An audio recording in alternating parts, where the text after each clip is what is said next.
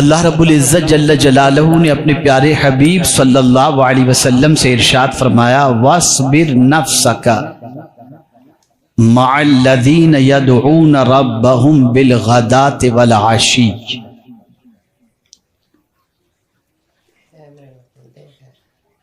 اپنے آپ کو ان لوگوں کے ساتھ مانوس رکھو جو صبح و شام اللہ کو یاد کرتے ہیں۔ پیغمبر رحمت صلی اللہ تعالی علیہ وسلم کی صحبت میں بیٹھنے والا اللہ کو یاد کرنے میں اپنی زندگی گزار دیتا ہے تو رسول رحمت صلی اللہ تعالی علیہ وسلم کو یہ حکم دینے کی وجہ کہ ان لوگوں کے ساتھ اپنے آپ کو مانوس رکھو میرے محبوب جو صبح و شام اللہ کو یاد کرتے ہیں، تاکہ اللہ کو صبح و شام یاد کرنے والوں کے ساتھ بیٹھنا یہ نبی کی سنت بن جائے۔ آج اگر ہمارا معاشرہ برائیوں کے دلدل میں ڈوبا ہوا ہے اور بد کرداری دامن پر داغ لگا کر کے جاتی ہوئی دکھائی دیتی ہے تو اس کی سب سے بڑی وجہ ہمارا اٹھنا کس کے ساتھ ہے اور بیٹھنا کس کے ساتھ ہے، ہم نے اس پر قطعی طور پر توجہ نہیں دی۔ میرے پیارے آقا صلی اللہ تعالی علیہ وسلم کے پیارے دیوانوں، انسان اچھا بنتا ہے اچھی صحبت کی بنیاد پر اور برا بنتا ہے بری صحبت کی بنیاد پر۔ اور کبھی ایسا ہوتا ہے کسی برے کو اچھے کی صحبت نصیب ہو جائے تو وہ برا اچھی صحبتوں کی بنیاد پر اچھا بن جاتا ہے، اور کسی اچھے کو اگر برے کی صحبت مل جائے تو وہ بگڑ جایا کرتا ہے۔ تاریخ اس بات پر گواہ ہے۔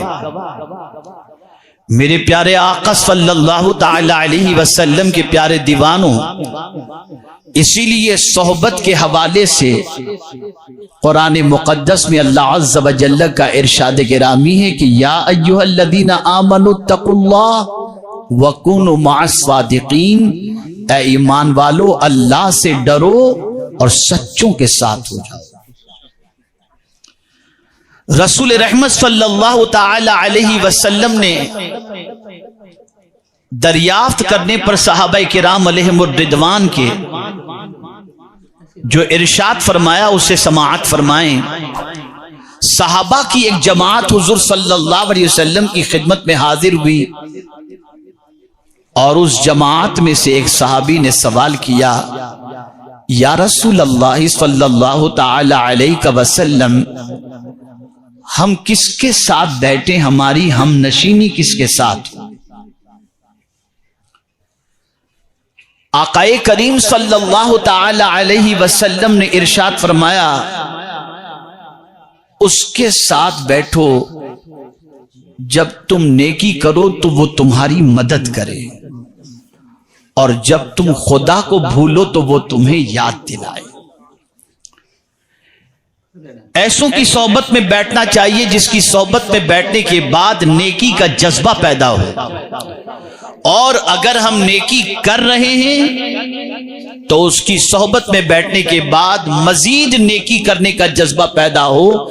اسی لیے میرے پیارے آقا صلی اللہ تعالی علیہ وسلم کے پیارے دیوانوں، فرمایا گیا بڑوں کی صحبت میں بیٹھو، علماء سے سوال کرو، اور حکمت و دانائی کی بات کرنے والوں کی صحبت اختیار کرو، تاکہ ان کی صحبت سے تم استفادہ کر کے اپنے آپ کو بہترین انسان بنا سکو۔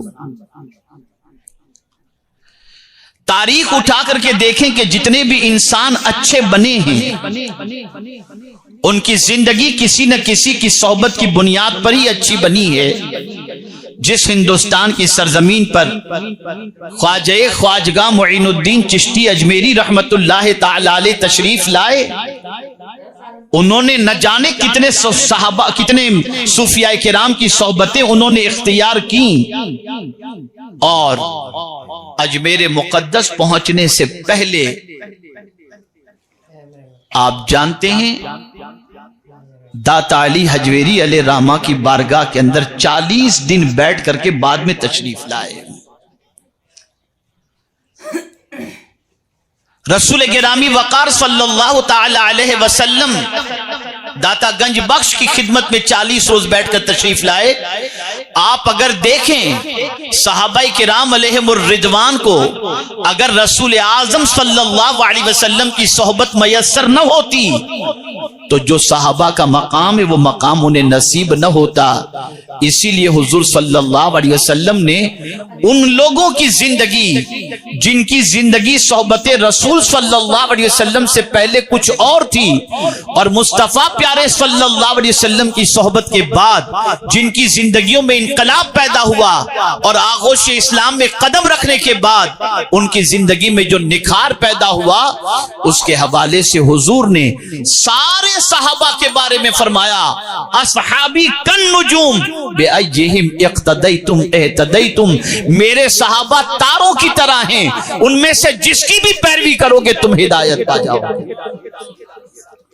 ایسا تراشا کہ وہ ہادی بن گئے، ایسا تراشا کہ وہ رہنما بن گئے، ایسا تراشا کہ وہ قائد بن گئے، ایسا تراشا کہ میرے پیارے آقا صلی اللہ تعالی علیہ وسلم کے پیارے دیوانوں جس جنگ کے اندر شریک ہو جائیں اللہ تعالیٰ اس پہ فتح عطا فرما دیتا۔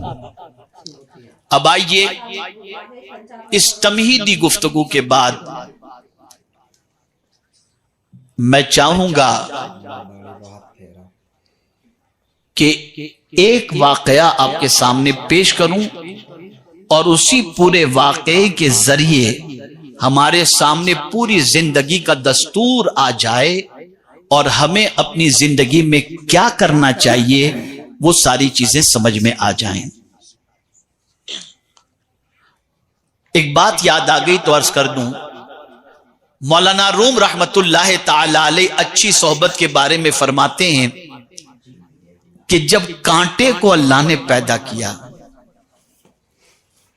تو کانٹے نے اللہ کی بارگاہ میں عرض کیا میرے کریم تیری شان تو میں نے سنی ہے کہ تو ستار العیوب ہے، عیبوں کو چھپانے والا، اب تو نے مجھے کانٹا بنا دیا ہے تو اب مجھ میں تو یہ عیب ہے، تو میرا عیب کیسے چھپے؟ تو رب نے فرمایا غم نہ کر، تجھ پر میں پتیوں کو رکھ دوں گا تاکہ تیرا عیب چھپ جایا کرے۔ اندازہ لگائیں، پتیوں کی صحبت کی بنیاد پر کانٹوں کا عیب اللہ نے چھپا دیا۔ میرے پیارے آقا صلی اللہ علیہ وسلم کے پیارے دیوانوں، تو کبھی ایسا ہوتا ہے کہ انسان اچھوں کی صحبت میں رہ جائے تو اچھوں کی صحبت کی بنیاد پر اس کے اندر موجود عیبوں کو بھی اللہ عز و جل چھپا دیا کرتا۔ اب آئیے میں واقعہ آپ کو سناؤں۔ حضرت حاتم اصم رضی اللہ تعالی عنہ، انہوں نے حضرت شفیق بلخی رحمت اللہ تعالی علیہ کی صحبت میں 30 سال گزارے۔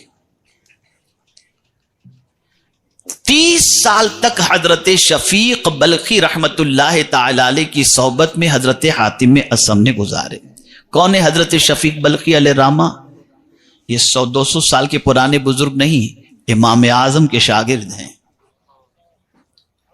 آپ کا وصال 2 روایتیں، ایک روایت 156 سال کی ہے، ایک روایت 194 ہجری کی ہے۔ آپ سوچئے 1200-1250 سال پرانے بزرگ ہیں حضرت شفیق بلخی رحمت اللہ تعالی علیہ۔ ان کی صحبت میں حضرت حاتم اصم نے 30 سال گزارے۔ اب اصم کے معنی کیا ہوتا ہے؟ علماء تشریف فرمائیں، جو نہ سنتا ہو، بہرا ہو، اسے اصم کہتے ہیں۔ تو کیا حضرت حاتم کان سے سنتے نہیں تھے؟ سنتے تھے، لیکن یہ اصم لقب کیسے پڑھا؟ کیسے پڑھا جانتے ہیں آپ؟ ایک خاتون حضرت حاتم اصم کے پاس مسئلہ پوچھنے کے لیے آئی، اور مسئلہ پوچھنے سے پہلے اس کی ہوا خارج ہو گئی، اس لیے کہ ریح بولوں گا تو آپ سوچیں گے یہ کیا چیز ہوگی، تو ہوا خارج ہوئی، جس کی آواز آئی وہ شرمندہ ہوئی۔ تو حضرت حاتم اصم نے محسوس کیا کہ یہ خاتون شرمندہ ہو گئی ہے ہوا خارج ہونے کی بنیاد پر۔ پھر اس کے بعد اس نے سوال پوچھا، تو اس کی شرمندگی کو مٹانے اور اس عیب کو چھپانے کے لیے حضرت حاتم نے فرمایا ذرا زور سے بولو، ایسا کان پکڑ کے آپ نے فرمایا، تو اس کو اطمینان ہو گیا کہ میری ہوا خارج ہونے کو حضرت حاتم نے سنا نہیں ہے، اور اس کے بعد اس کے چہرے پر مسکراہٹ آ گئی۔ تب سے آپ کا نام حضرت حاتم اصم پڑ گیا۔ مزاج دیا حضرت حاتم اصم نے، ذلیل نہ کیا کرو، عیب چھپانا یہ اللہ کی سنت بھی ہے، مصطفیٰ کی سنت بھی ہے، اور اولیاء کی سنت کریمہ بھی ہے۔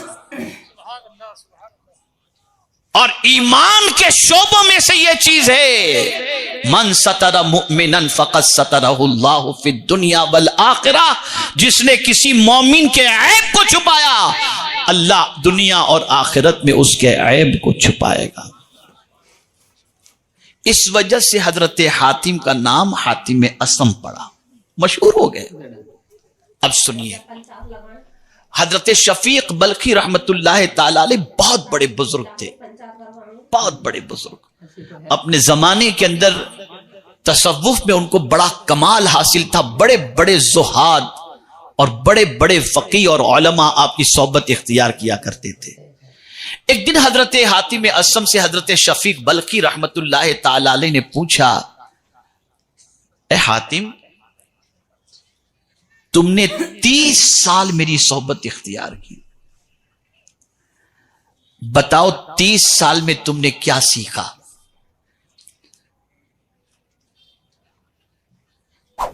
تو حضرت حاتم اصم نے کہا کہ حضور 30 سال آپ کی صحبت میں رہ کر میں نے 8 چیزیں سیکھی۔ اب جیسے انہوں نے 8 چیزیں کہیں تو حضرت شفیق بلخی رحمت اللہ تعالی علیہ فرماتے انا للہ و انا الیہ راجعون۔ پھر حضرت حاتم اصم سے فرمایا، اچھا بتاؤ وہ 8 باتیں تم نے کیا سیکھی؟ اب اسے غور سے سنیے گا تاکہ وہ آج کی نشست میں آپ بھی ان 8 باتوں کو دل و دماغ میں بٹھا کر یہاں سے اٹھیں، اور میں آخر میں ان 8 باتوں کے حوالے سے حضرت شفیق بلخی رحمت اللہ تعالی علیہ نے کیا فرمایا جب حضرت حاتم اصم نے عرض کیا کہ حضور یہ 8 باتیں میں نے سیکھی، تو اس کے جواب میں حضرت شفیق بلخی علیہ الرحمہ نے کیا فرمایا، یہ بات میں آخر میں آپ کے سامنے انشاءاللہ عرض کروں گا۔ حضرت شفیق بلخی رحمت اللہ تعالی علیہ نے فرمایا، حاتم بتاؤ وہ کون سی 8 باتیں تم نے سیکھی؟ اب پہلی بات فرماتے ہیں، عرض کرتے ہیں کہ حضور دنیا کے جتنے بھی محبوب ہیں، جتنے بھی محبت کرنے والے ہیں، چاہے وہ کسی بھی شکل کے اندر ہوں،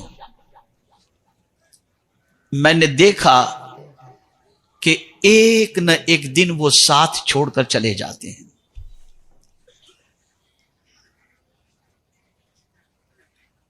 چاہے وہ رشتہ دار کی شکل میں ہو، چاہے اولاد کی شکل میں ہو، چاہے دوست کی شکل میں ہو، ایک وقت آتا ہے جب سب ساتھ چھوڑ کے چلے جاتے ہیں۔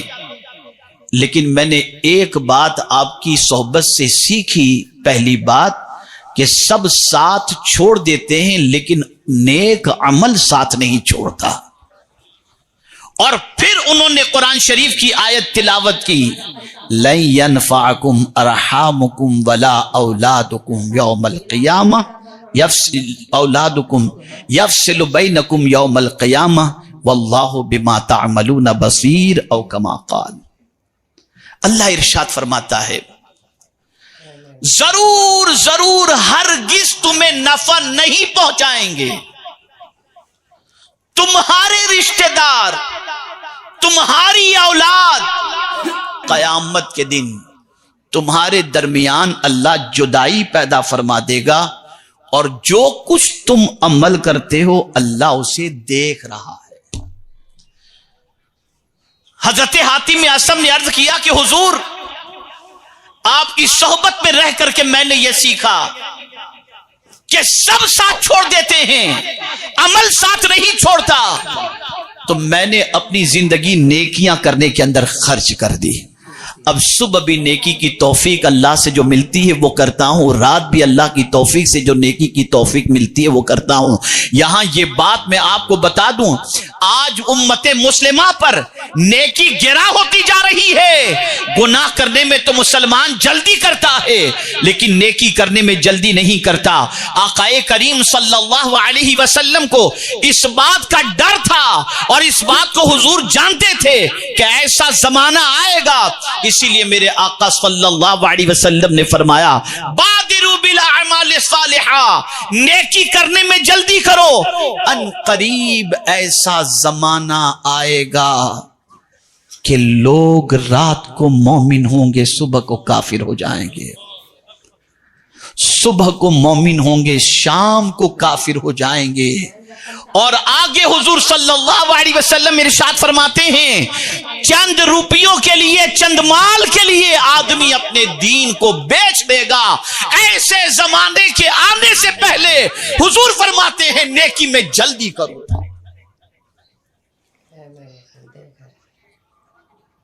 آپ ذرا مجھے بتاؤ، صبح سے لے کر رات تک ہم کتنی نیکیوں کو اپنے دامن میں جمع کرتے ہیں اور اپنے دامن میں گناہوں کو کتنا جمع کرتے ہیں؟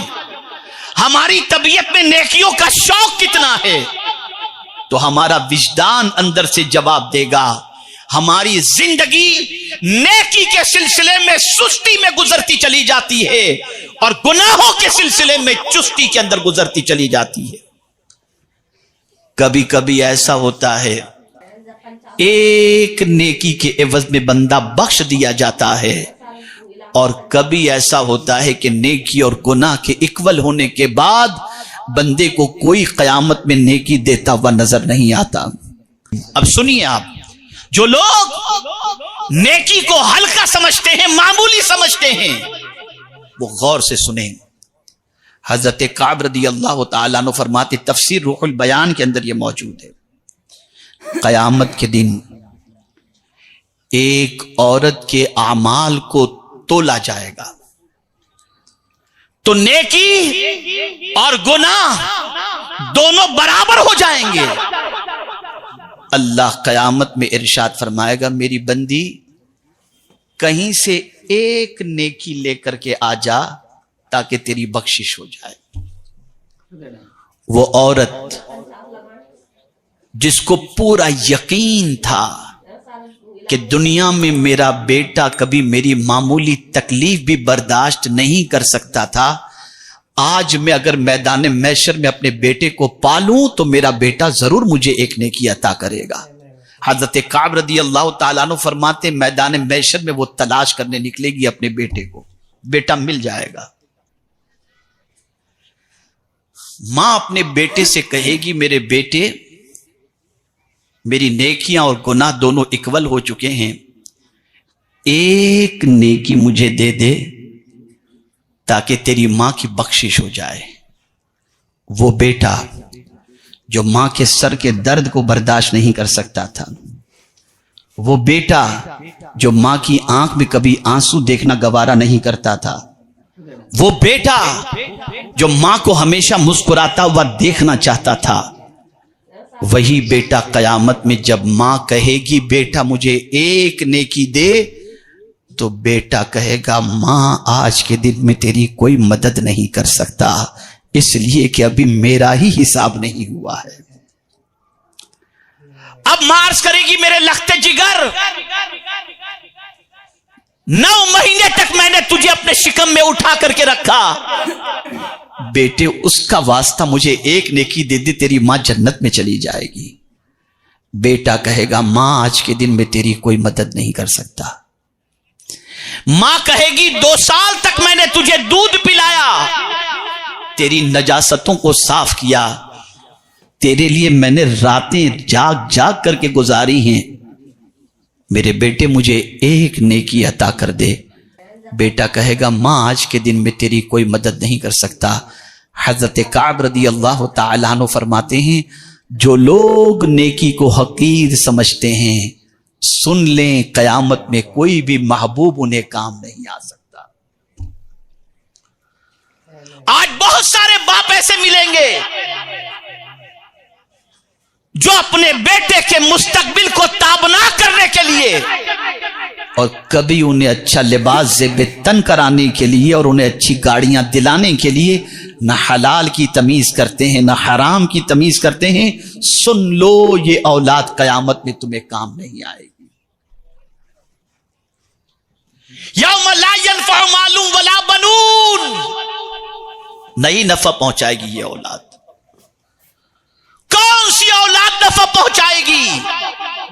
جس اولاد کو تم نے دین سکھایا. رسول رحمت صلی اللہ علیہ وسلم ارشاد فرماتے ہیں ایک شخص کے درجے کو قیامت میں بلند کیا جائے گا. وہ عرض کرے گا مولا میری نیکیاں تو ایسی نہ تھیں کہ میرے درجے کو بلند کیا جاتا. میرے کریم بتا تو صحیح میرا درجہ کیوں بلند کیا جا رہا ہے؟ میرا رب ارشاد فرمائے گا تیرے دامن میں تو اتنی نیکیاں نہیں تھی لیکن تو پیچھے جو تیری نیک اولاد چھوڑ کر کے آیا نا وہ تیرے لیے مغفرت کی دعا کرتا ہے جس کی وجہ سے آج تیرے درجے یہاں پر بلند ہو رہے ہیں. اپنی اولاد کو دین سے دور رکھنے والوں، دنیا دار اولاد مرنے کے بعد کام نہیں آئے گی. ارے یہ دنیا دار اولاد جو ہوتی ہے نا انہیں تو نماز جنازہ کی دعا بھی یاد نہیں ہوتی کہ تمہارے مرنے کے بعد تمہارے لیے مغفرت کی دعا بھی کر سکیں.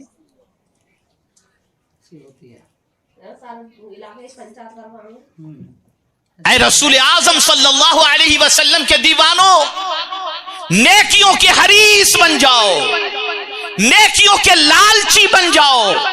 چھوٹی نیکی بھی کرنے کو ملے تو چھوٹی سمجھ کے چھوڑو مت.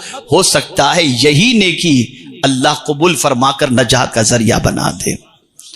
اور کسی چھوٹے گناہ کو چھوٹا سمجھ کے کرو مت. ہو سکتا ہے کہ یہی گناہ جہنم میں جانے کا سبب بن جائے.